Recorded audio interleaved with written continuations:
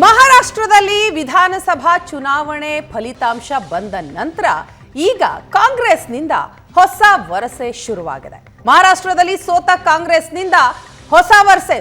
ಚುನಾವಣೆಯಲ್ಲಿ ಇವಿಎಂ ಬಳಕೆ ನಿಲ್ಲಿಸಬೇಕು ಅಂತ ಕಾಂಗ್ರೆಸ್ ಆಗ್ರಹಿಸ್ತಾ ಇದೆ. ಸುಪ್ರೀಂ ಕೋರ್ಟ್ನಲ್ಲಿ ಮತಪತ್ರ ಬಳಸಲು ಆದೇಶಿಸುವಂತೆ ಅರ್ಜಿ ಕೂಡ ಹಾಕಿತ್ತು. ಇವಿಎಂ ಬಳಸದಂತೆ ಕೋರಿದ್ದಂತಹ ಅರ್ಜಿ, ಆ ಅರ್ಜಿ ವಿಚಾರಣೆ ನಡೆಸಿದ ಸುಪ್ರೀಂ ಕೋರ್ಟ್ ಗರಂ ಆಗಿದೆ. ಚುನಾವಣೆಯಲ್ಲಿ ಸೋತಾಗ ಮಾತ್ರ ನಿಮಗೆ ಇವಿಎಂ ಮೇಲೆ ಅನುಮಾನ ಬರುತ್ತೆ, ಚುನಾವಣೆಯಲ್ಲಿ ಗೆದ್ದಾಗ ಇವಿಎಂ ಟ್ಯಾಂಪರಿಂಗ್ ಆಗಿರಲ್ಲ ಅಲ್ವೇ ಅಂತ ಪ್ರಶ್ನೆ ಮಾಡಿದೆ. ಕಾಂಗ್ರೆಸ್ನ ಈ ಬಗ್ಗೆ ನೀತಿಗೆ ಚಾಟಿ ಬೀಸಿದೆ ಸುಪ್ರೀಂ ಕೋರ್ಟ್. ಸಾಮಾಜಿಕ ಕಾರ್ಯಕರ್ತ ಡಾಕ್ಟರ್ ಕೆ.ಎ. ಪೌಲ್ ಸಲ್ಲಿಸಿದ್ದಂತಹ PIL ಈಗ ವಜಾ ಆಗಿದೆ. ಸಾರ್ವಜನಿಕ ಹಿತಾಸಕ್ತಿ ಅರ್ಜಿಯನ್ನ ಸುಪ್ರೀಂ ಕೋರ್ಟ್ ವಜಾ ಮಾಡಿದೆ. ಬ್ಯಾಲೆಟ್ ಪೇಪರ್ ಪದ್ಧತಿ ಮರು ಜಾರಿಗೆ ಸುಪ್ರೀಂ ನಿರಾಕರಿಸಿದೆ. ನ್ಯಾಯಮೂರ್ತಿ ವಿಕ್ರಮ್ನಾಥ್ PB ವರಾಳೆ ವಿಭಾಗೀಯ ಪೀಠದಿಂದ ಬಂದಂತಹ ಆದೇಶ ಇದು. ಸುಪ್ರೀಂ ಕೋರ್ಟ್ ಆದೇಶದಿಂದ ಕಾಂಗ್ರೆಸ್ಗೆ ಹಿನ್ನಡೆಯಾಗಿದೆ. ಮಹಾರಾಷ್ಟ್ರ ಫಲಿತಾಂಶದ ಬಗ್ಗೆಯೂ ಕೂಡ ಅನುಮಾನ ವ್ಯಕ್ತಪಡಿಸಿದಂತಹ ಕಾಂಗ್ರೆಸ್ ಈಗ ಸುಪ್ರೀಂ ಕೋರ್ಟ್ ಕೂಡ ಸಾಮಾಜಿಕ ಕಾರ್ಯಕರ್ತ ಸಲ್ಲಿಸಿದಂತಹ PIL ಅನ್ನ ವಜಾ ಮಾಡಿದೆ. PIL ವಜಾ ಆಗಿರೋದ್ರಿಂದ ಕಾಂಗ್ರೆಸ್ಗೆ ಒಂದು ರೀತಿ ಹಿನ್ನಡೆಯೂ ಕೂಡ ಆಗಿದೆ. ನಮಗೆ ವಿದ್ಯುನ್ಮಾನ ಮತಯಂತ್ರಗಳ ಮೇಲೆ ನಂಬಿಕೆ ಇಲ್ಲ, ಚುನಾವಣೆಗಳನ್ನ ಬ್ಯಾಲೆಟ್ ಪೇಪರ್ನಲ್ಲಿ ನಡೆಸಿ ಅಂತ ಕಾಂಗ್ರೆಸ್ ಅಧ್ಯಕ್ಷ ಮಲ್ಲಿಕಾರ್ಜುನ ಖರ್ಗೆ ಆಗ್ರಹಿಸಿದ್ದಾರೆ. ಭಾರತ್ ಜೋಡೋ ಯಾತ್ರೆಯಂತೆ ಮತ್ತೊಂದು ಯಾತ್ರೆ ನಡೆಯುತ್ತೆ. ಅದು ಬ್ಯಾಲೆಟ್ ಪೇಪರ್ ಬಳಸಿಕೊಂಡು ಚುನಾವಣೆಗಾಗಿ ಪ್ರಚಾರ ಮಾಡ್ತೀವಿ, ಜನರಲ್ಲಿ ಜಾಗೃತಿ ಮೂಡಿಸುವ ಕೆಲಸ ಮಾಡ್ತೀವಿ ಅಂತ ಮಲ್ಲಿಕಾರ್ಜುನ ಖರ್ಗೆ ಅವರು ಹೇಳಿದ್ದಾರೆ. SC, ST, OBC, गरीब तबके के लोग, छोटे कम्युनिटी के लोग, ये लोग जो अपना वोट दे रहे हैं वो वोट फजूल जा रहा है. नहीं, वो EVM छोड़ दो, हमको EVM PVM कुछ नहीं, हमको होना बैलेट पेपर पे वोट बस.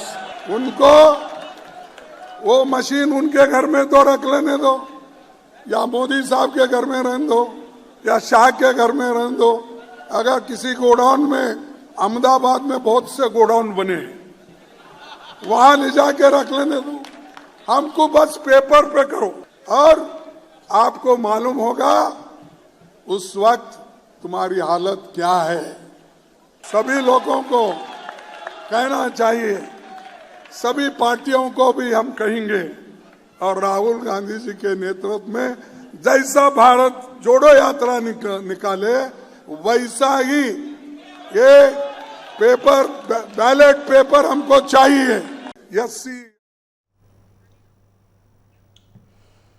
ಎಸ್ ಪ್ರಶಾಂತ್, ಪ್ರತಿ ಬಾರಿಯೂ ಕೂಡ ಚುನಾವಣೆಗಳು ಮುಗಿದ ನಂತರ ಇಂಥದ್ದೊಂದು ಚರ್ಚೆ ಆಗೇ ಆಗುತ್ತೆ. EVM ಜಟಾಪಟಿ ಮುಂದುವರೆದಿದೆ ಈ ಬಾರಿಯೂ ಕೂಡ. ಸೊ ಸುಪ್ರೀಂ ಕೋರ್ಟ್ ಕೂಡ ನಿರಾಕರಣೆ ಮಾಡಿರುವಂಥದ್ದು. ನೋಡಿ, ಸುಪ್ರೀಂ ಕೋರ್ಟ್ಗೆ ಡಾಕ್ಟರ್ ಕೆ ಪಾಲ್ ಅಂತಕ್ಕಂಥವ್ರು ಒಂದು ಸಾರ್ವಜನಿಕ ಹಿತಾಸಕ್ತಿ ಅರ್ಜಿಯನ್ನು ಸಲ್ಲಿಸಿದರು. ಅದರಲ್ಲಿ ಪ್ರಮುಖವಾಗಿ EVMಗಳನ್ನು ತೆಗೆದು ಬ್ಯಾಲೆಟ್ ಪೇಪರ್ಗಳನ್ನು ತರಬೇಕು ಅಂತಕ್ಕಂಥ ಒಂದು ಮೇಲ್ಮನವಿ ಅರ್ಜಿಯನ್ನು ಸಲ್ಲಿಸಲಾಗಿತ್ತು. ಸುಪ್ರೀಂ ಕೋರ್ಟ್ ಹೇಳ್ತು, ನೀವು ಸೋತಾಗ ಮಾತ್ರ ಸಮಸ್ಯೆ ಇದೆ, ಗೆದ್ದಾಗ ನೀವು ಇದರ ಬಗ್ಗೆ ಹೇಳೋದು ಇಲ್ಲ, ಮಾತನಾಡೋದು ಇಲ್ಲ. ನೀವು ಸೋತಾಗ ಬಂದು ಹೇಳಿದರೆ, ಮತ್ತು ಇಷ್ಟು ಬಾರಿ ಕೇಂದ್ರ ಚುನಾವಣಾ ಆಯೋಗ ನಿಮಗೆ ಪ್ರೂಫ್ಗಳನ್ನು ಕೊಡಿ ಅಂತಕ್ಕಂಥದ್ದನ್ನು ಕೇಳ್ತಾ ಇದ್ದಾಗಲೂ ಕೂಡ ನೀವು ಬರೀ ವೇಗಾಗಿ ಆರೋಪಗಳನ್ನು ಮಾಡಿದ ಮಾತ್ರಕ್ಕೆ ನಾವು ಅದನ್ನು ಬ್ಯಾಲೆಟ್ ಪೇಪರ್ಗೆ ತರಲಿಕ್ಕೆ ಆಗಲ್ಲ ಅಂಥೇಳಿ ಅರ್ಜಿಯನ್ನು ವಜಾಗೊಳಿಸಿದೆ. ಅದಾದಮೇಲೆ AICC ಅಧ್ಯಕ್ಷ ಮಲ್ಲಿಕಾರ್ಜುನ್ ಖರ್ಗೆ ನಿನ್ನೆ ಕಾಂಗ್ರೆಸ್ನ ಸಭೆಯಲ್ಲಿ ಮಾತಾಡ್ತಾ, ಯಾವ ರೀತಿ ರಾಹುಲ್ ಗಾಂಧಿ ಭಾರತ್ ಜೋಡೋ ಯಾತ್ರೆಯನ್ನು ನಡೆಸಿದ್ರು ಅದೇ ರೀತಿ ನಾವು ದೇಶದಾದ್ಯಂತ ಒಂದು ಯಾತ್ರೆ ಹೊರಡಿಸ್ತೀವಿ, ಬ್ಯಾಲೆಟ್ ಪೇಪರ್ ನಮಗೆ ಬೇಕು, ನಮಗೆ EVM ಬೇಡ ಅನ್ನೋದನ್ನು ನಿನ್ನೆ AICC ಅಧ್ಯಕ್ಷರು ಮೊದಲ ಬಾರಿ ಇದರ ಬಗ್ಗೆ ನಾವು ಜನಜಾಗೃತಿಯನ್ನು ಮಾಡ್ತೀವಿ, ಭಾರತ್ ಜೋಡೋ ಯಾತ್ರೆ ಥರ ಅಂದ್ರೇನು, ಇಡೀ ದೇಶದಲ್ಲಿ ನಾವು ಇದ್ರ ಬಗ್ಗೆ ಮೂಡಿಸ್ತೀವಿ ಅಂತ.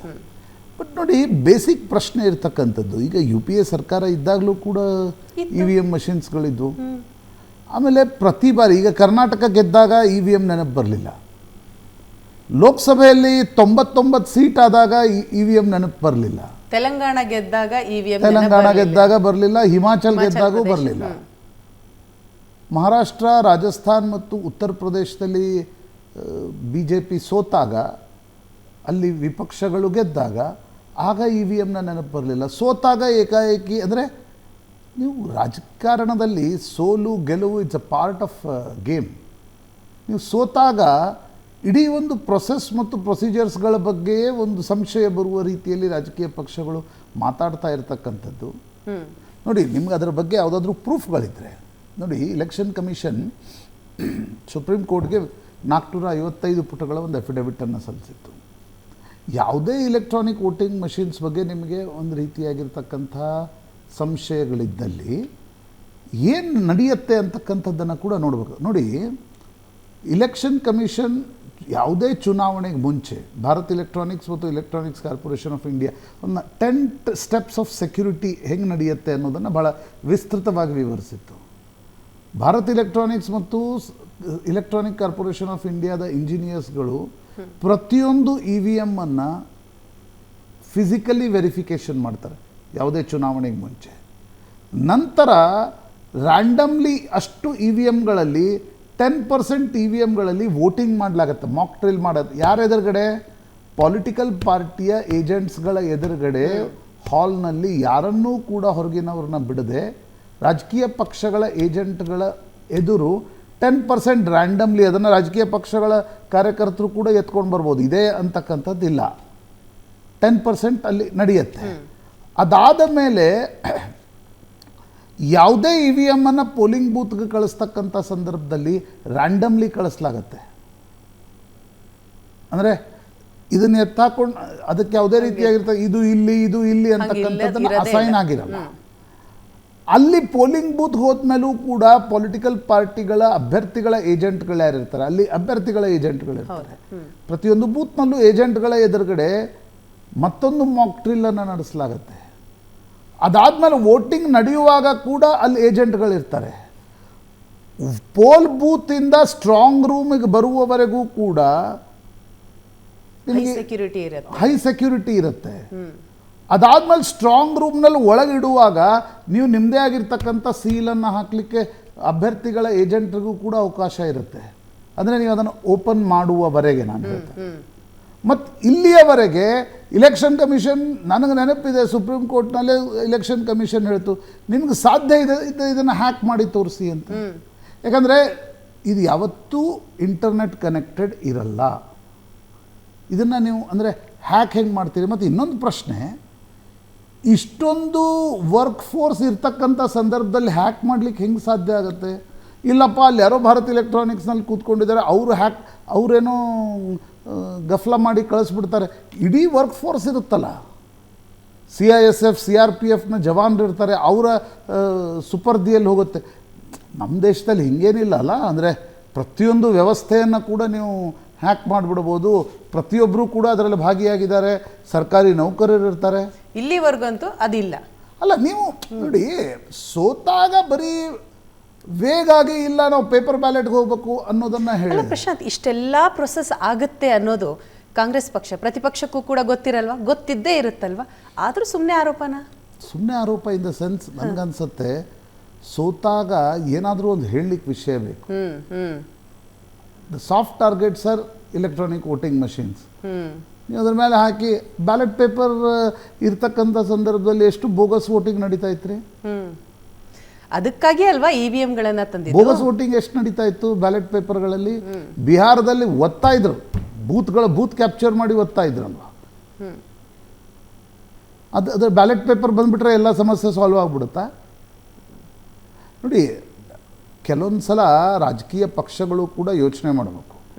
ನಿಮ್ಮ ಬಳಿ ಪ್ರೂಫ್ ಇದ್ದರೆ ಡೆಫಿನೆಟ್ಲಿ ಪಬ್ಲಿಕ್ ಡೊಮೇನಿಗೆ ತನ್ನಿ,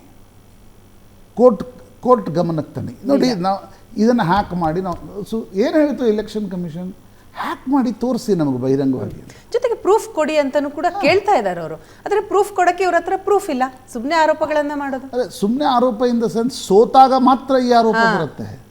ನೀವು ಲೋಕಸಭಾ ಚುನಾವಣೆ ಸಂದರ್ಭದಲ್ಲಿ BJPಗೆ ನಾನೊಂದು ಸಿಂಪಲ್ ಪ್ರಶ್ನೆ ಕೇಳೋದು, ಯಾವುದೋ ಒಂದು ಸರ್ಕಾರ ಅದನ್ನು ಹ್ಯಾಕ್ ಮಾಡಿ ಇಲೆಕ್ಟ್ರಾನಿಕ್ ವೋಟಿಂಗ್ ಮಷಿನ್ಗಳ ಸಹಾಯದಿಂದ ಗೆಲ್ಲೋದೇ ಆಗಿದ್ದರೆ ಲೋಕಸಭಾ ಚುನಾವಣೆಯಲ್ಲೇ ಗೆದ್ದು ಬಿಡ್ತಿದ್ರಲ್ರಿ, 400 ಪಾರ್ ಅಂತ ಹೇಳ್ತಾ ಇದ್ರು, 400 ಪಾರ್ ಹೋಗ್ತಾ ಇದ್ರು. ಕರೆಕ್ಟ್. ಈಗ ಯಾಕೆ ಅದನ್ನು ವಿಧಾನಸಭಾ ಚುನಾವಣೆಗೆ ಮಾತ್ರ ಮಾಡ್ತಿದ್ದಾರೆ? ಲೋಕಸಭಾ ಈಗ ಇಶಾರಾ ನರೇಂದ್ರ ಮೋದಿಯೇ ಇದ್ದರೆ ಲೋಕಸಭಾ ಚುನಾವಣೆಗೆ ಯಾಕೆ ಬಿಡ್ತಾ ಇದ್ರು ಅದನ್ನು? ಕರ್ನಾಟಕದ 3 ಬೈ ಎಲೆಕ್ಷನ್ಸ್ಗಳು ನಡೆದವು. ಹೌದು, 3 ಗೆದ್ಕೊಂಡ್ರು. 3 ಕಾಂಗ್ರೆಸ್ ಗೆದ್ಕೊಳ್ತು. ಇಲ್ಲಿ ವಿಪಕ್ಷಗಳು 1 ಸೀಟ್ಗೆ 1-2 ಸೀಟ್ ನೋಡಿ. ಆಮೇಲೆ ಇನ್ನೊಂದು, ಈ ಪ್ರಮಾಣದ ಇಷ್ಟು ದೊಡ್ಡ ವ್ಯವಸ್ಥೆಯನ್ನು ನೀವು ಹ್ಯಾಕ್ ಮಾಡೋಕ್ಕಾಗಲ್ಲ ಒಂದು. ಮತ್ತು ಇನ್ನೊಂದು, ಎಲೆಕ್ಟ್ರಾನಿಕ್ ವೋಟಿಂಗ್ ಮಷಿನ್ಸ್ಗಳನ್ನು ಭಾರತ್ ಎಲೆಕ್ಟ್ರಾನಿಕ್ಸ್ನ ಇಂಜಿನಿಯರ್ಸ್ಗಳು ಪದೇ ಹೇಳಿದ್ದಾರೆ, ನಮ್ಮ ವೋಟಿಂಗ್ ಮಷಿನ್ಸ್ಗಳನ್ನು ಹ್ಯಾಕ್ ಮಾಡೋಕ್ಕಾಗಲ್ಲ. ವಿದೇಶದಲ್ಲಿ ಕೆಲ ವೋಟಿಂಗ್ ಮಷಿನ್ಸ್ಗಳನ್ನು ಹ್ಯಾಕ್ ಮಾಡಲಾಗಿತ್ತು, ನಾನು ಇಲ್ಲ ಅಂತ ಹೇಳಲ್ಲ. ಆದರೆ ನೀವು ಭಾರತದ EVMಗಳನ್ನು ಈಗ ಏನು ಹೇಳಿದರು ಸಂಜಯ್ ರಾವುತ್, ನಂಗೆ ನೆನಪಿದೆ, 23ರ ಬೆಳಗ್ಗೆ 10 ಗಂಟೆಗೆ ಒಂದು ಪತ್ರಿಕಾಗೋಷ್ಠಿ ಮಾಡಿ ಮುಂಬೈಯಲ್ಲಿ. ಇಲ್ಲ ಇದನ್ನೆಲ್ಲ ಅಹಮದಾಬಾದ್ದಿಂದ ತರಲಾಗಿದೆ, ಗುಜರಾತ್ನಲ್ಲೂ ಹ್ಯಾಕ್ ಮಾಡಲಾಗಿತ್ತು, ಅದೇ ವೋಟಿಂಗ್ ಮಷಿನ್ಸ್ಗಳನ್ನು ಮಹಾರಾಷ್ಟ್ರದಲ್ಲಿ ಕೊಡಲಾಗಿದೆ, ಅದಕ್ಕಾಗಿ ನಾವು ಈ ಚುನಾವಣೆಯ ವ್ಯವಸ್ಥೆಯನ್ನೇ ನಂಬಲ್ಲ. ಇನ್ನೊಂದು ಹೆಜ್ಜೆ ಮುಂದೆ ಹೋಗಿ ಭಾಳ ಆಶ್ಚರ್ಯ ಅನ್ನಿಸ್ತಕ್ಕಂಥದ್ದು, ನೀವು ಸೋತಾಗ ರಾಜಕೀಯ ಆರೋಪಗಳನ್ನು ಮಾಡಲಿಕ್ಕೆ ನಿಮ್ಗೆ ಅವಕಾಶ ಇದೆ, ಬಟ್ ನೀವು ಎಲ್ಲ ಇನ್ಸ್ಟಿಟ್ಯೂಷನ್ಸ್ಗಳನ್ನು ನಿರಾಕರಣೆ ಮಾಡೋಕ್ಕೆ ಏನು ಹೇಳಿದ್ರು ಅವರು? ಸುಪ್ರೀಂ ಕೋರ್ಟ್ ನಮ್ಮ ಮಾಜಿ ಮುಖ್ಯ ನ್ಯಾಯಮೂರ್ತಿ ಧನಂಜಯ್ ಚಂದ್ರಚೂಡ್ ಅವರ ಮೇಲೆ ಆರೋಪವನ್ನು ಮಾಡಿದರು. ನನಗೆ ಗೊತ್ತಿಲ್ಲ ಕಾಂಗ್ರೆಸ್ ಪಕ್ಷ ಅದನ್ನು ಹೆಂಗೆ ಸಹಿಸ್ಕೊಂಡು ಕುಳಿತಿದೆ ಅಂತಕ್ಕಂಥದ್ದನ್ನು. ಸಂಜಯ್ ರಾವುತ್ ಧನಂಜಯ್ ಚಂದ್ರಚೂಡ್ ಬಗ್ಗೆ, ಉದ್ಧವ್ ಠಾಕ್ರೆ ಧನಂಜಯ್ ಚಂದ್ರಚೂಡ್ ಅವರ ಬಗ್ಗೆ ಅವ್ರು ಯಾಕೆ ಡಿಸ್ಪೋಸ್ ಮಾಡಲಿಲ್ಲ ಪ್ರಕರಣವನ್ನು ಅಂತಕ್ಕಂಥದ್ದು. ಅಂದರೆ ನೀವು ರಾಜಕೀಯ ಆರೋಪಗಳನ್ನು ಎಲ್ಲಿವರೆಗೆ ತೆಗೆದುಕೊಂಡು ಹೋಗ್ತಾ ಇದ್ದೀರಿ? ಸೋತ್ರೆ ನಿಮ್ಗೆ ಇಲೆಕ್ಷನ್ ಕಮಿಷನ್ ಆಯ್ತಪ್ಪ, ನೀವು ಇಲೆಕ್ಷನ್, ನಾನು ಹೇಳೋದು ನೋಡಿ, ಇಲೆಕ್ಷನ್ ಕಮಿಷನ್ ಕೆಲವೊಂದು ವಿಷಯಗಳಲ್ಲಿ ತೆಗೆದುಕೊಂಡಿರ್ತಕ್ಕಂಥ ನಿರ್ಣಯಗಳ ಬಗ್ಗೆ ವೈಯಕ್ತಿಕವಾಗಿ ನನಗೂ ಆಕ್ಷೇಪಗಳಿವೆ. ಯಾವುದು? ಪೊಲಿಟಿಕಲ್ ಪಾರ್ಟಿಗಳ ಚಿಹ್ನೆಗಳನ್ನು ನಿರ್ಧರಿಸ್ತಕ್ಕಂಥ ಸಂದರ್ಭದಲ್ಲಿ ಉದ್ಧವ್ ಠಾಕ್ರೆ ಅವರಿಂದ ಚಿಹ್ನೆ ಕಸಿದುಕೊಂಡು ಏಕನಾಥ್ ಶಿಂದೆ ಕೊಟ್ಟಿದ್ದು, ಶರದ್ ಪವಾರರ ಚಿಹ್ನೆಯನ್ನು ಕಸಿದುಕೊಂಡು ಅಜಿತ್ ದಾದಾ ಪವಾರ್ಗೆ ಕೊಟ್ಟಿದ್ದರ ಬಗ್ಗೆ ಆಕ್ಷೇಪಣೆಗಳಿವೆ, ಜನರಿಗೂ ಆಕ್ಷೇಪಣೆಗಳಿದ್ವು. ಲೋಕಸಭಾ ಚುನಾವಣೆಯಲ್ಲಿ ಜನ ಅದರ ಬಗ್ಗೆ ವೋಟ್ ಮಾಡಿದರು. ನೀವು ಜನರ ಮ್ಯಾಂಡೇಟ್ ಬಂದಾಕ್ಷಣ ನಿಮ್ಮ ಪರವಾಗಿ ಬಂದಾಗ ಮ್ಯಾಂಡೇಟ್ ಸರಿ ಇದೆ, 48ರಲ್ಲಿ 31 ಸೀಟ್ ಬಂತು ಮಹಾರಾಷ್ಟ್ರದಲ್ಲಿ, ಆಗ ಇಲ್ಲ EVMಗಳು ಬಹಳ ಸರಿಯಾಗಿದ್ವು. ಅವಾಗನೇ ವಿರೋಧ ಮಾಡಬೇಕಿತ್ತು, ಗೆದ್ದಾಗ ನೆನಪು ಬರಲ್ಲ.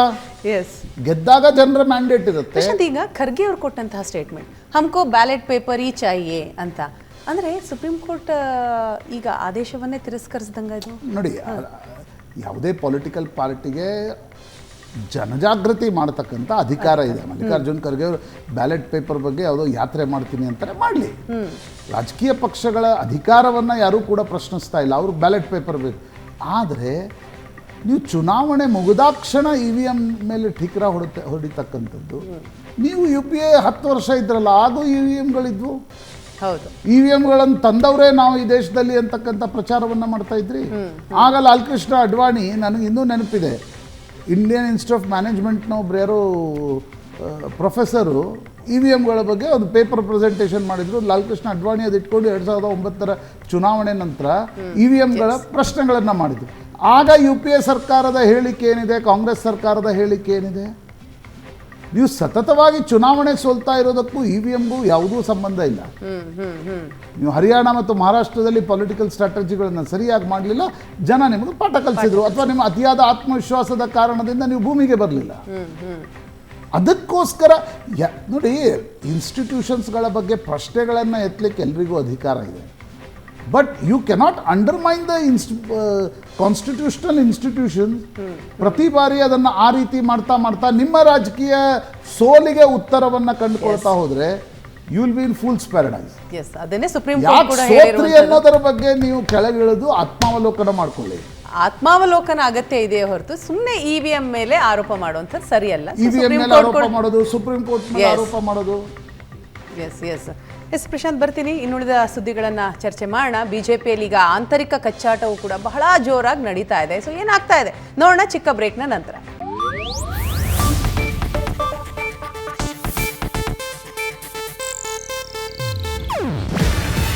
ಇದು ಏಷ್ಯಾನೆಟ್ ನ್ಯೂಸ್ ನೆಟ್ವರ್ಕ್ ಪ್ರಸ್ತುತಿ. ನೀವು ನೋಡ್ತಿದ್ದೀರಾ ಏಷ್ಯಾನೆಟ್ ಸುವರ್ಣ ನ್ಯೂಸ್.